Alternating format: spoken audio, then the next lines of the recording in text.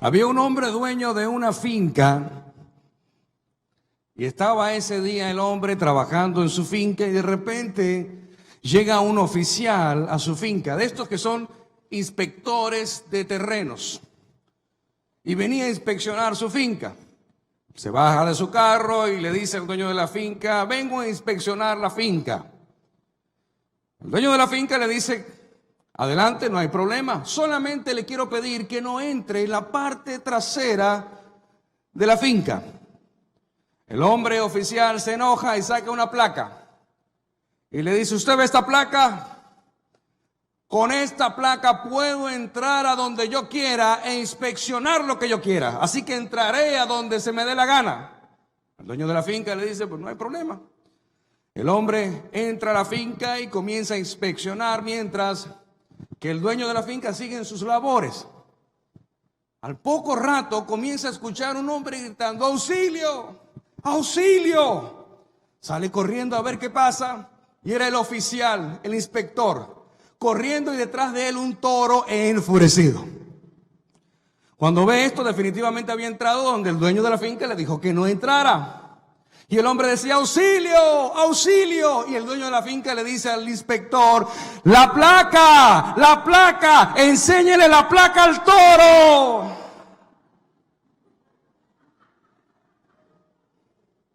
Definitivamente, la vida nos enseña que la palabra sin autoridad no tiene poder. Diga conmigo: la palabra sin autoridad no tiene poder. Nosotros podemos ver a muchos líderes en la vida tratando de sacar una placa que les dé autoridad sin ellos tenerla. La palabra tiene autoridad cuando esa autoridad se desarrolla a través del proceso, a través de la experiencia y a través del conocimiento también. Nunca vi a Jesús sacar una placa. Nunca vi a Jesús decir: yo soy el Hijo de Dios, yo soy el Rey de Reyes y Señor de Señores. Definitivamente la palabra debe estar acompañada de autoridad. Por eso cuando Jesús ve a los discípulos tratando de liberar al hijo de un hombre que estaba atormentado y no podían hacerlo, por más que intentaban y tenían buenas intenciones, el hombre, el padre de este joven, al ver que Jesús estaba llegando, le dice: tus discípulos están tratando hace rato, pero no sucede nada. Y cuando Jesús se entera y ve a los discípulos, lo primero que les dice es: generación incrédula, ¿hasta cuándo he de soportarlos? Ese día Jesús estaba de mal ánimo, estaba hasta la coronilla. ¿Por qué? Porque la palabra debe estar acompañada de autoridad. Cuando alguien tiene autoridad y suelta la palabra, hay poder sobrenatural. Se le va a aplaudir al Señor, apláudale fuerte. Cuando la palabra está acompañada de autoridad, hay poder. Hay la manifestación sobrenatural. Y es por eso que usted tiene que identificar cuando la palabra tiene autoridad y cuando alguien que da la palabra no tiene autoridad, por más placa que muestre. Y lamentablemente estamos rodeados en la vida de personas que viven mostrando una placa sin tener autoridad en la palabra. Hay una historia maravillosa que se encuentra, y muchos de ustedes la han escuchado. Es la historia del centurión romano en el libro de Mateo, capítulo 8, del 5 al 13. Jesús sana al siervo de un centurión. Un centurión es un hombre encargado de entre algunas 80 y 100 soldados, y por eso se le llama centurión. Estaba a cargo de este grupo de militares. Dice que entrando Jesús en Capernaum, vino a él un centurión como rogándole y diciendo: Señor, mi criado está postrado en casa, paralítico, gravemente atormentado. Aquí hay algo extraño. Lo primero que debe notar es que el soldado romano acude a Jesús rogándole. Pero además de eso, tiene a un siervo que está paralítico, es decir, inservible. Para aquella época, recordando y poniéndonos en contexto, los judíos estaban bajo el dominio de Roma. Roma controlaba todo, Roma gobernaba todo y Roma hacía lo que ellos quisieran. El ver a un romano acercarse a un judío, a Jesús, era algo completamente extraño. Pero lo más extraño no solamente era eso, es que para aquella época, en aquel entonces, lo normal era que cuando una persona tenía un siervo paralítico, es decir, inservible, tenía la autoridad y el derecho de quitarle la vida a ese siervo. Ya no sirve, ya no funciona. Y como era la época donde compraban esclavos y se vendían esclavos, él era el dueño de esa vida y él podía quitarle la vida en cuanto, es más, era lo que se hacía. Era muy extraño que este centurión tuviera tal amor por este siervo al punto de buscar a Jesús y procurar la sanidad de un tercero. No era para él el milagro que estaba pidiendo, era para su siervo. Y Jesús le dijo en el verso 7: yo iré y le sanaré. No titubeó en responder. No dudó en decirle al centurión: voy a ir a tu casa y voy a sanar tu siervo. Si hubiera sido yo el que hubiera estado en la posición del centurión, inmediatamente me hubiera tomado un selfie con Jesús, lo hubiera subido a mi Instagram y le hubiera pagado promoción a ese post. ¿Por qué? Porque nos gusta el sensacionalismo. Nos gusta figurar, nos gusta que se enteren. Imagínate, Jesús va a mi casa. Hello. Pero el centurión no tuvo la misma actitud ni la misma respuesta. En el verso 8 dice: respondió el centurión y dijo: Señor, no soy digno de que entres bajo mi techo. Solamente di la palabra y mi criado sanará. Oh my God. Solamente di la palabra. ¿Qué nivel de fe? Y ese es el título de hoy: di la palabra. Di la palabra. El nivel de fe de este centurión era algo pero tan grande que impresionó a Jesús. Cuando él le dice: solamente di la palabra y mi criado, no dice quizás, tal vez, de repente, a lo mejor, si estás de buen ánimo, si algún ángel está por ahí desocupado y pudiera ir a la casa. No, dice: tú di la palabra y mi criado sanará.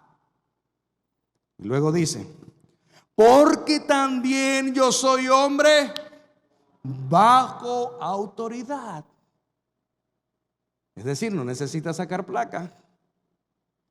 Le intenta dar una clase a Jesús, es lo que pudiéramos ver, pero él simplemente está afirmando la convicción de su fe, la certeza, la garantía de que él no espera otra cosa que un milagro.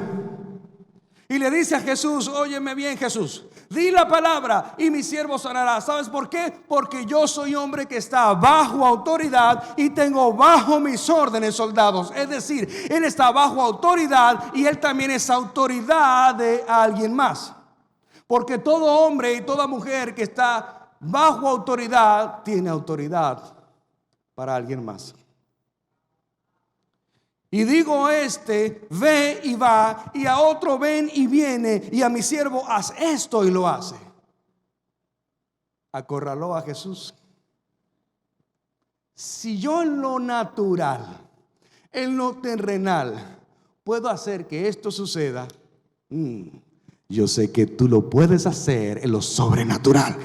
Puedes hacer que suceda. Si aquí en la tierra se hace, también en el cielo. Está en el Padre nuestro. hágase tu voluntad en la tierra, así como en el cielo. Nuestra referencia es el cielo. Nuestra referencia es como Dios se maneja en el cielo. Así traer el cielo, ¿a dónde? A la tierra, a mi vida. Cuando el Padre nuestro dice, venga a nosotros tu reino, se está estableciendo el reino sobrenatural de Dios en mi vida, en mi matrimonio, en mi familia, en mis hijos y en mis negocios. Alguien tiene que decir un amén a eso. Alguien tiene que decir un amén. En el verso 10, al oírlo Jesús, ¿qué hizo? No había otra manera de reaccionar a la fe de ese hombre. Se maravilló, pero aprovechó la fe del centurión para corregir y para crear una situación aparente de ofensa para aquellos que le seguían.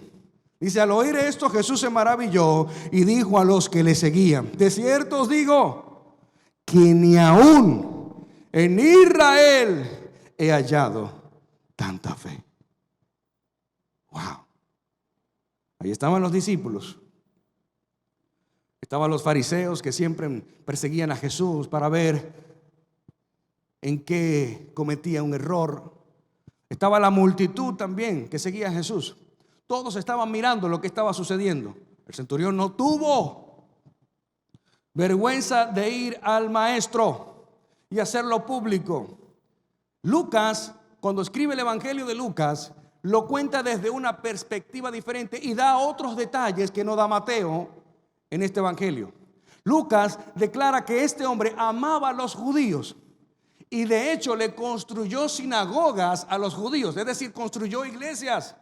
Este centurión construyó iglesias, construyó templos. Era un hombre de visión, era un hombre que sabía dónde invertir. Y dice Lucas que él, antes de llegar a Jesús, envió a unos sacerdotes a que intercedieran por él y que le dijeran a Jesús que hiciera el milagro a su siervo. Imagínate, tenía influencia, tenía poder y tenía poder adquisitivo también. Y luego dice, y os digo que vendrán muchos del oriente y del occidente y se sentarán con Abraham, Isaac y Jacob en el reino de los cielos. Mas los hijos del reino serán echados a las tinieblas de afuera. Allí será el lloro y el crujir de dientes. Lo que Jesús está diciendo con esto, que muchos no entendieron, es que no solamente era para los judíos del oriente, del occidente, de todas partes del mundo.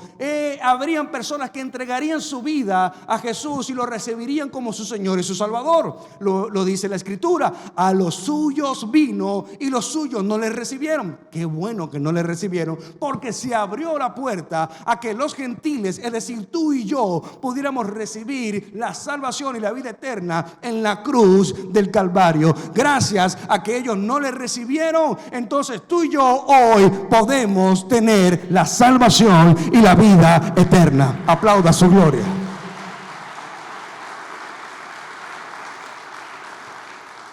Diciéndole a los de Israel, hey, ustedes dicen tener fe, pero este hombre les acaba de dar una clase de fe. Le acaba de dar una maestría, un masterclass, un webinar de fe. Aprendan, inscríbanse con el centurión. Aprendan fe de este hombre que no es judío. Y luego se voltea donde él y le dice, verso 13. Entonces Jesús dijo al centurión, ve y como creíste te sea hecho. Y su criado fue sanado en aquella misma hora. No vemos a un Jesús orando. No vemos a un Jesús imponiendo manos. No vemos a un Jesús declarando una oración profética, apostólica, angelical. Vemos a Jesús declarando la palabra. Vemos a Jesús diciendo, ve, como creíste te sea hecho. Como creíste, es decir, la fe que tú tienes es lo que determina el tamaño de tu milagro. Como crees, te será hecho. Si crees poco, te será hecho poco. Pero si crees en gran manera, cosas grandes vas a ver, cosas maravillosas vas a experimentar. El enunciado di la palabra sale de un hombre que conoce el sistema jerárquico militar. Definitivamente, era un oficial militar que entiende cómo dentro de la estructura de mando hay niveles superiores y hay niveles inferiores, y que dichos niveles implican órdenes que deben ser atacadas, que deben ser obedecidas. Hoy yo estoy aquí parado porque yo estuve bajo autoridad por muchos años, y todo hombre y mujer que aprende a estar bajo autoridad en obediencia podrá ser luego autoridad para alguien más. Usted está aquí sentado hoy porque alguien creyó por usted, porque alguien tuvo fe por usted, porque alguien abrió el camino por usted. Hace más de 30 años una mujer creyó por nosotros y está hecho este edificio. Hace más de 30 años hubo una mujer que tuvo una visión, y por la palabra declarada, hoy tú y yo estamos acá recibiendo el milagro más poderoso de la vida, que es la salvación y la vida eterna. Di la palabra. Por eso él le dice al centurión: solo tienes que decir la palabra y te van a obedecer. Tú eres una autoridad. Tú eres una autoridad. Y yo sé de autoridad, le dijo el centurión. Por eso, al analizar el contexto sobre el cual este centurión se acerca a Jesús y afirma que con solamente dar una orden se puede dar la sanidad de su criado, se llega a la siguiente conclusión. Número 1, él reconoce sus limitaciones. Un verdadero líder, una verdadera líder sabe hasta dónde puede llegar, porque siempre habrá alguien que tiene más autoridad que tú. Hello. Siempre habrá alguien que tiene más autoridad que tú. Por eso podemos, debemos y tenemos que estar bajo autoridad. La rendición de cuentas forma parte del crecimiento y el desarrollo de un líder. Si usted no tiene a alguien que le rinda cuenta, entonces es un llanero solitario. Usted no llegará lejos. Llegará rápido, pero no lejos. Hello. Nos dejaron solos. Reconocer tus límites, no ir más allá. No estoy hablando de que tienes que hacer más allá de tus límites. Estoy hablando de reconocer hasta dónde tienes autoridad, y en donde no tienes autoridad, no te metas allí. Serás probado en todo lo que enseñes. Serás probado en todo lo que practiques. Serás probado en todo lo que prediques. Pero las palabras de un hombre que me dijo hace más de 15 años, cuando inicié el ministerio, me dijo: Carlos, serás probado en todo lo que enseñes. Me sentí ofendido, me sentí enojado, porque yo esperaba una palabra de aliento, una palabra de fe, y lo que este hombre me dice: serás probado en todo lo que enseñes. Cuidado con lo que enseñes, cuidado con lo que prediques, cuidado, serás probado. Y he sido probado. ¿Por qué es necesario ser probado? Porque la prueba te otorga autoridad. La prueba te otorga autoridad, y la autoridad te da poder, el poder de Jesús. Lo segundo es: identifica este hombre que Jesús tiene autoridad y poder. Reconoce tus límites primero. Segundo, reconocer, identificar que en Jesús está la autoridad y en Jesús está el poder. Por eso él mismo dice: todo lo que pidan en mi nombre os haré. No en el nombre de Buda, no en el nombre de la Dalai Lama, no en el nombre de cualquier otra persona que se le pueda ocurrir. Es en el nombre que es sobre todo nombre, Jesús de Nazaret. El centurión tenía conexiones, tenía influencia, tenía dinero, tenía autoridad. Era un oficial militar, estaba con el gobierno romano. Él podía hacer cualquier cosa por el siervo, pero sabía que lo que él pudiera hacer era limitado para que su siervo recibiera la sanidad. Por lo tanto, cuando entiendes tus límites y reconoces que en Jesús está el poder, entonces sabes a quién acudir: a Jesús. Lo tercero es: apela a esto último para hacer su solicitud. En otras palabras, abordó a Jesús desde una perspectiva que se pudiera decir no permitía una acción distinta a la que recibió. Te lo voy a explicar. Esto se llama fe. Está escrito en la Biblia: todo aquel que busca a Dios debe creer que le hallará. El problema es que existe gente en la tierra que busca a Dios creyendo que nunca lo encontrará. Peor aún, oran a Dios creyendo que Dios no te oye, creyendo que Dios no les escucha. Y eso sencillamente es un acto sin resultados. Este centurión apeló, abordó a Jesús desde su perspectiva. No permitía una acción distinta a lo que recibió. O es mi milagro o es mi milagro. No hay otra opción. O el milagro o el milagro. Pero no hay otra. Porque cuando tienes la garantía, la certeza de que esto va a ocurrir, no esperas otra cosa. No esperas otra cosa. Por eso es una combinación de declarar la palabra y creerla en tu corazón.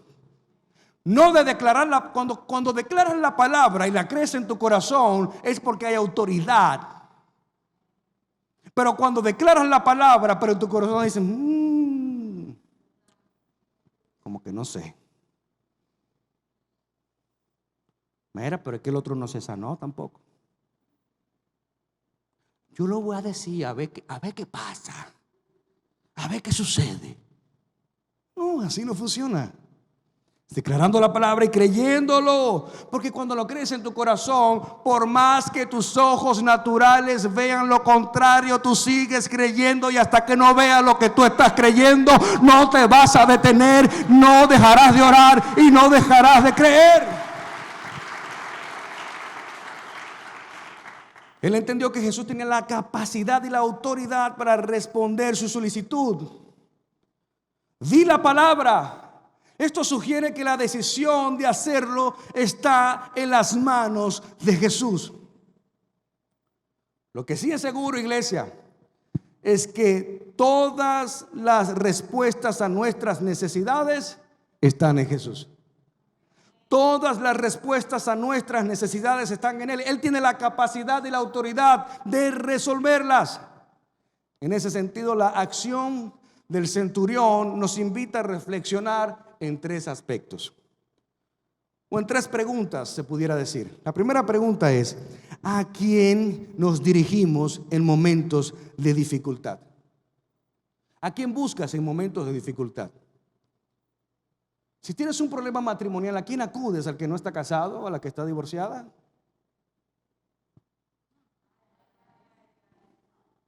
En problemas económicos, ¿a quién acudes? ¿Al que nunca ha prosperado? ¿Al que nunca ha dado frutos en esa área? ¿Al que solamente vive de apariencia y debe todas las tarjetas de crédito? ¿Al que no paga los impuestos? ¿A quién acudes? Saber que cuando tenemos una situación debemos acudir a Jesús, no al empresario que tienes en mente en la diana de tu mirada. Este será el que me sacará de abajo. ¿En dónde está tu confianza? ¿En tu cuenta bancaria? ¿En tus conexiones? ¿En dónde está tu confianza? ¿En el que trabaja en el gobierno? Di conmigo: mi confianza y mi esperanza están en Jesús. Dale un fuerte aplauso al Rey.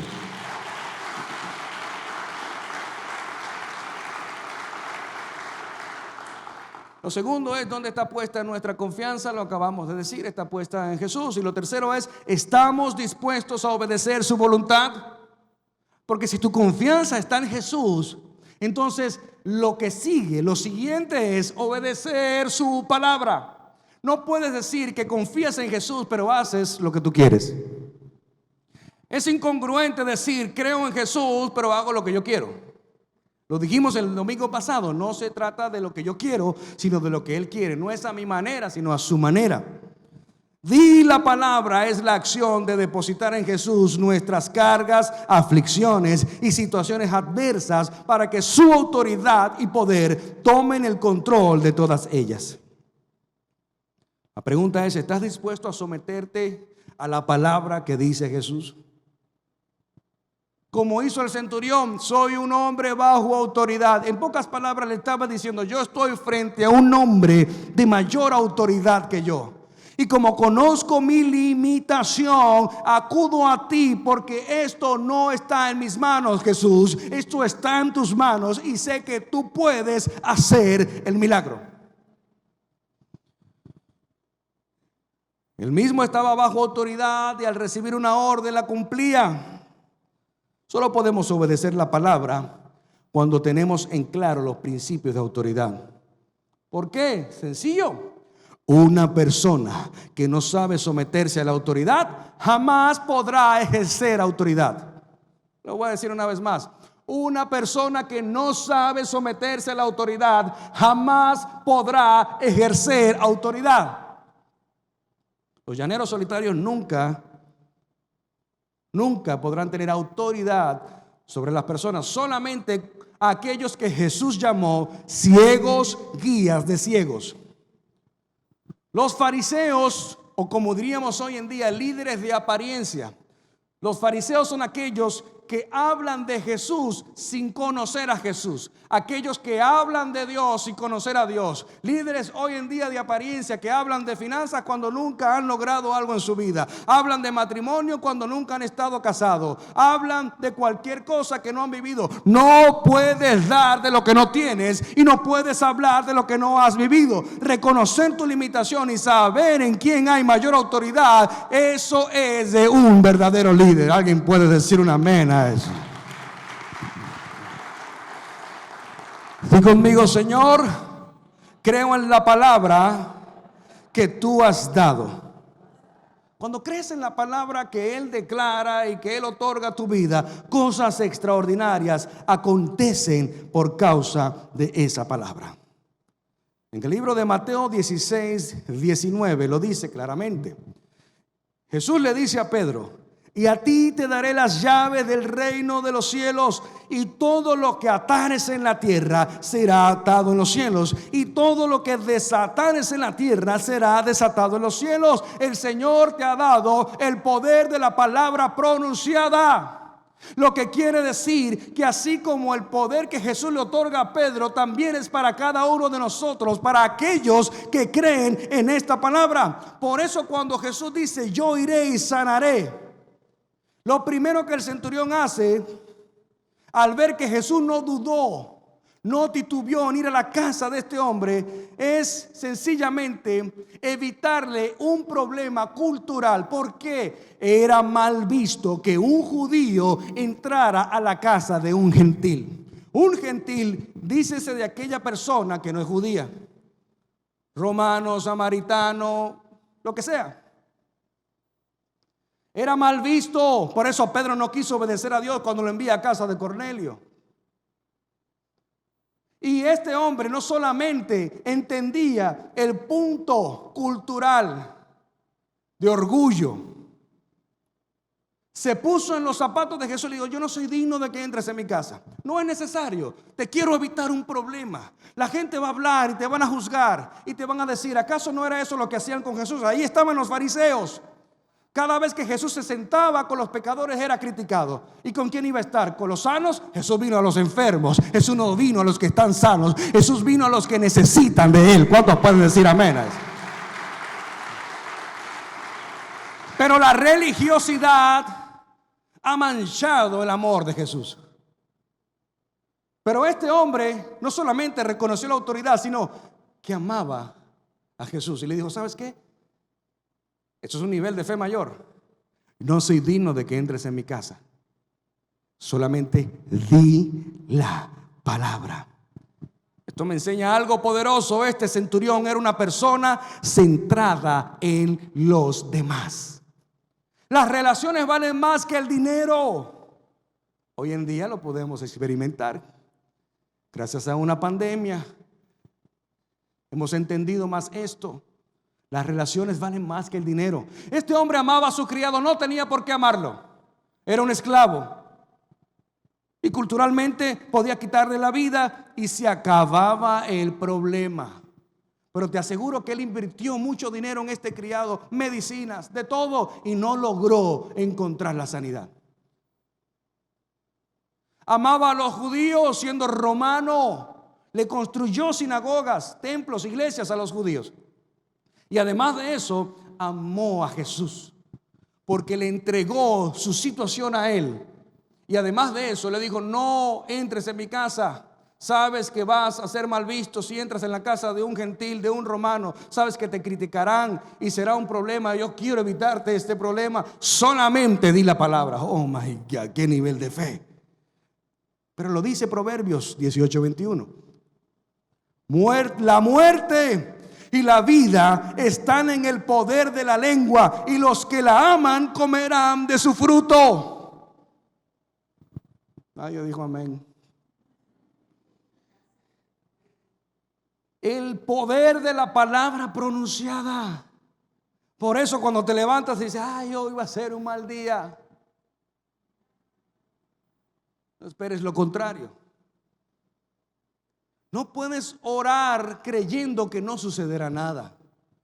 Cuando pronuncias la palabra de verdad, cuando, ¿sabes qué? ¿Quieres que Dios te hable? Abre la Biblia. ¿Quieres que Dios te dé una palabra? Lee la Biblia. Te lo voy a decir una vez más. ¿Quieres que Dios te hable? Abre la Biblia. La Biblia es la boca de Dios. ¿Quieres una palabra de parte de Dios? Lee la Biblia, que es la palabra de Dios.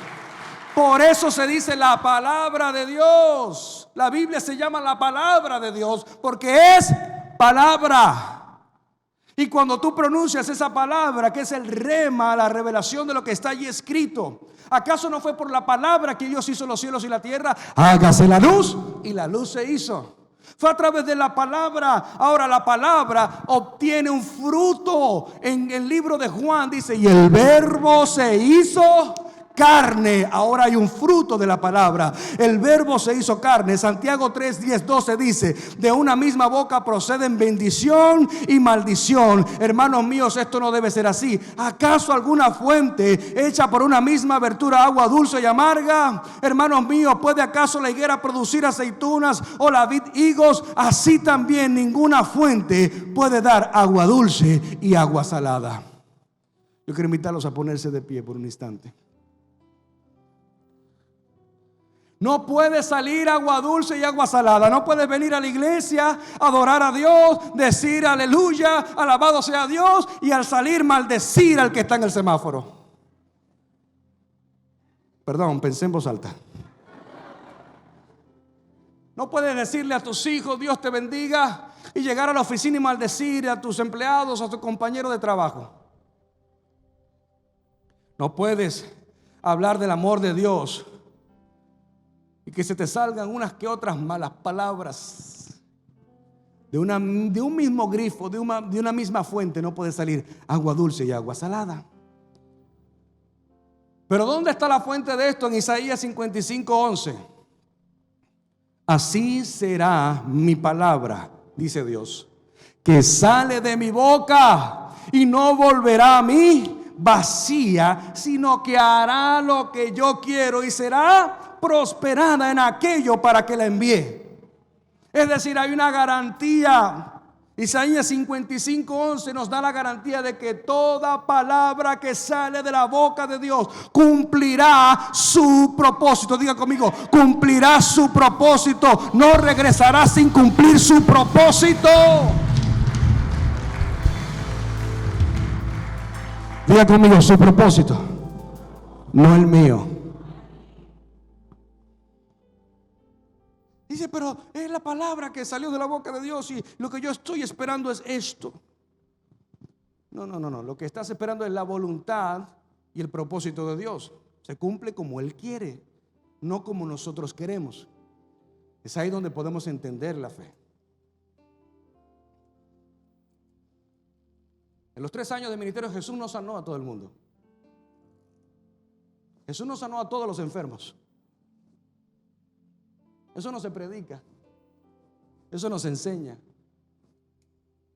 Porque cuando no recibimos lo que nosotros esperamos, entonces Dios es malo. No. Dios es quien decide. Y si Él decide, su decisión es mejor que la mía. Su decisión es mejor que la mía. Hay algo que quiero que sepas esta mañana. Está en Lucas 1:37. porque nada hay imposible para Dios. Nada es imposible para Dios.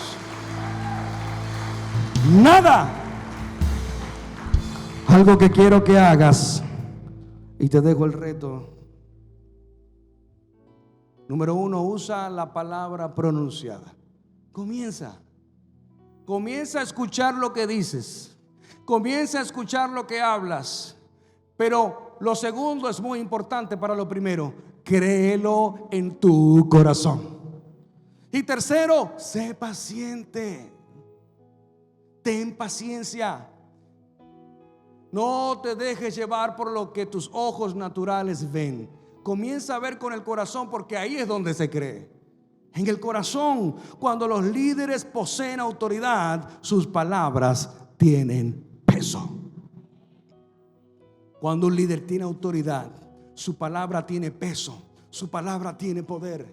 Nadie puede contar ni enseñar mi historia mejor que yo, porque soy yo el que tengo la autoridad en mi historia. Soy yo el que tiene la autoridad.